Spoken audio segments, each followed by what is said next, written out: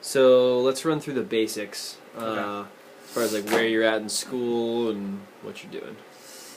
Second semester, I'm looking at you. Second semester of my master's in education. My bachelor's was in history. And during the second semester, you do about 3.5 months worth of student teaching, where you're in the classroom teaching 4 classes and 2 preps. A prep is a subject. So I'm doing 2 preps, U.S. Virginia history and government. And there's a clinical supervisor who comes and checks on me about 6 times in the year. Nice. And so how's that going? It's going well. It's crazy. I'm at Georgetown High School, which is lower socioeconomic status. There's very much a divide in environmental, how we were raised. So there's a lot of learning on my end I have to do about how to work with these students, how to get through to them. And there's different students who you have to connect through in different ways. Some students like a very active teacher, and they can take really good notes. Some kids can't take any notes, and they like activities. So it's very difficult having a curriculum that can affect every student in a positive way, if that makes sense. Mm-hmm. Yeah. But yeah, it's also very fascinating and entertaining every day. There's never a slow moment. Nice. So tell me more about the high school that you're working at. The high school is George Wythe High School. It is on Midlothian and Westover Boulevard, or Westover, yeah, I think it's called Westover Boulevard, which is where Boulevard becomes Southside. It's got about 800 kids. I think it makes annual yearly progress, which is it hits its SOLs, but barely. It's about 98%, 99% African American, and the school's gotten better in the last 20 years. It used to have very much a violence problem, but it doesn't so much anymore. But the students still have to go through metal detectors every morning, and around 20 minutes after the last bell rings, they're told to get with their sponsors and with their coaches, or they'll be arrested for trespassing. So there's still a level of humiliation that comes with being a student who goes to George Wythe. You know, it's humiliating to these kids to go through a metal detector every day and to be told to get the hell off campus or you'll be arrested for trespassing. So it's fascinating. A lot of kids skip classes. A lot of just kids walking the halls aimlessly. You have a lot of students failing, even as seniors are finally failing, and it's because they're scared of graduating. You have a lot of cell phones out at all times. It's like a lost battle. It's like the teacher's lost. You have an administration that's trying its hardest to take control over a situation, but is constantly losing that battle, and trying to find new methods to deal with it. There's always 2 police officers on campus, and there's a full security staff that walks the halls. So it's a pretty busy school. Smoking, you don't get suspended. You get 3 warnings for being caught smoking. Cigarettes? Yeah. I think drugs you get kicked off, but if a student's high in the classroom, the teacher doesn't do anything. I think about once, twice a week there'll be a student that's obviously very high in the classroom and not participating. You also have students who have attendance problems. Some students you might see once a week, some students you might see once a month. So, yeah, it's a trip. So where do you think the school plays into as far as funding is distributed in Richmond? Well, it's interesting because Richmond's got budget issues right now, and they're trying to cut what they can out. But these schools need more money than any other schools. You have a lot of Title I students. Title I is students who get free lunch. You have a lot of students who get free breakfast. That costs a lot of money. You have a lot of students that are special education. Special education can be anything from ADD to autistic. So if a student's ADD, he has a special teacher for that. ADHD, special teacher for that.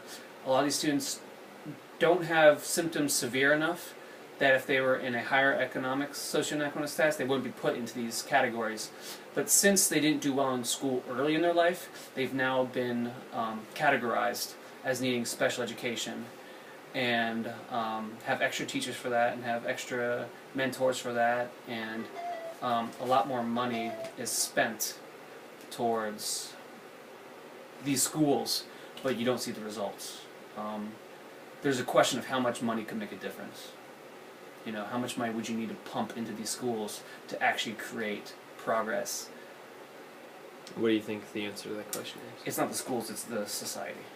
You need to get parent involved. These kids don't do homework. There's no homework. These kids need parent involvement in their lives. They need mentors their whole life, and they need to be taught with a value system that school's important and valuable. And these kids do not see school as important or valuable. They don't see a motivation to learn, and that's a learned behavior. So what do you think? If you were to keep putting that? money in the schools, you would. If you want to put money in the schools, you need to have a classroom with no more than 8 to 10 kids in a classroom, and that is insane. That would cost. The state would never do that. To change that, you would need. You need large social change to fix this problem, and that is not in the schools. You can't fix social issues in the school. It's complicated. I don't know how to fix it. You know, politicians don't know how to fix it. Yeah, it's complicated. So do you think the potential reallocation in the proposed budget is going to help or not? I don't see how it could. Taking money away, you're trying to make teachers do more with less. And teachers haven't had, I think at Richmond haven't had a raise in 5 years. And you're making them do SOL tests. And SOL tests, well, one, they're insulting. The questions are insulting. They're based on a vocabulary that students don't have, and oftentimes questions are confusing. And they're very much value-driven. That you, for instance, you're supposed to value the United States as better than communist states, and that's something you might learn when you're from a higher socioeconomic status background. But you might not learn that if you're from a different background. The SOL tests aren't a good way to motivate these kids and to motivate the teachers. Students should be taught to be creative and to be imaginative, and to follow what they're interested in, and that is how you'll motivate them to learn. And having standard-based education will not create results. It will only create alienation from these students and from the teachers. They will feel alienated from their politicians and their government's efforts.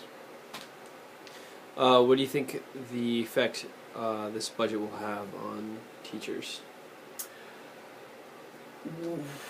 And how do you feel about that, you know, looking towards working in Virginia? And I know you're talking about moving to different places. Like, has that affected Yeah, I mean, your decision? it affects everybody.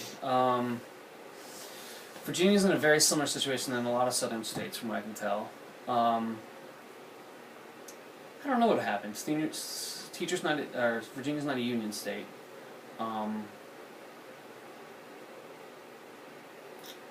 You're going to see a lot of good teachers not getting their contracts renewed. You're going to see tenureship go away, and you're going to see a lot of new teachers. And if that happens, you're going to see a larger drop in test scores, and you're going to see the system fail more, and they'll blame teachers more. Can you walk us through that chain reaction? Yeah, I think so. So teachers who've been teaching longer make more money. And if you try to cut budget, you don't want those teachers. You want cheaper teachers.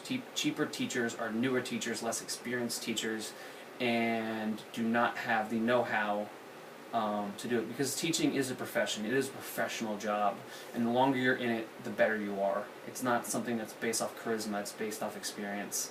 When you start eliminating the teachers who know how to educate these students, and you bring in new teachers who don't know what they're doing as well, you will see a reaction where the students feel more frustrated with new teachers. Teachers are more frustrated, and test scores will not go up. They will go down, and then more money will be taken away, and more money will be taken away. And the students in the suburbs will continue to do well, and it'll be seen as those schools are better because the suburb kids have their parents putting a lot of effort into these students. So although their teachers might not be as good, the parents will make up the difference, while in the cities and lower socioeconomic statuses, you'll see students do poorer, I think. And that will create more reason for politicians to lean towards charter schools where it's more run more like a business, and you'll see more blame put on teachers versus the politicians and the system that took money away from education. So, how has these changes? How have these changes influenced your decision to move, if at all? It hasn't, it hasn't affected my decision to move. It affects everyone, and it makes everyone a little surly and a little grumpy, and they want to vent, and they want to talk, and they want to bitch, and they don't know how to change things, and they don't know how to get parents involved to change things, and it's affecting the teaching community in a way that the teaching community hasn't found a way to overcome it. They found a way to bitch about it, to vent about it. I try not to engage in that behavior. It's not productive. It doesn't help. My decision to move was partially based off the fact that I know I can find a job where I would be going. I'm pretty sure I can find a job there. And that's less likely to happen in Richmond, especially as a history teacher. So yeah, it has influenced me in that way. I think you go where the jobs are, and more going where the jobs are means leaving where you're living, if you're living in a city with a lot of employment. Or they're cutting funds, actually, if that answers your question. And you're moving to Savannah, Georgia this summer. They're actually opening a new high school next year, so I'm going to try to get a job there or at another local high school. Their situation is similar to Richmond in many ways, but it's not the same. The situation, my reason to move is because I want to move, but Richmond didn't do anything to make me want to stay. That's a good way to put it.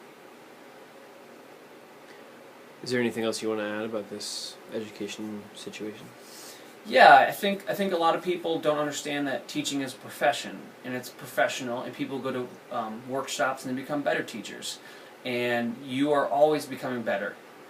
Good teachers are always becoming better. They're always learning more about their history they're teaching, and they're always becoming, their lesson plans are becoming more enriching, and their value in the community always grows. And when you don't treat a teacher as a professional and as a valued member of the community, but you see them as someone that's easily replaced because they don't make a lot of money, you're making a grave mistake, and it will continually, teachers will continue to be scapegoats, but they're not the problem. And people have looked at charter schools as a possible solution, but if you look at the statistics of charter schools, they actually do about as well as a public high school does. So it's frustrating, and I think it's partially the teacher's fault and the PTA's fault for not speaking up and not being more vocal. We like to point the finger, but we need to be more democratically active. That's what I would add. Great. All right. Thanks so much, man.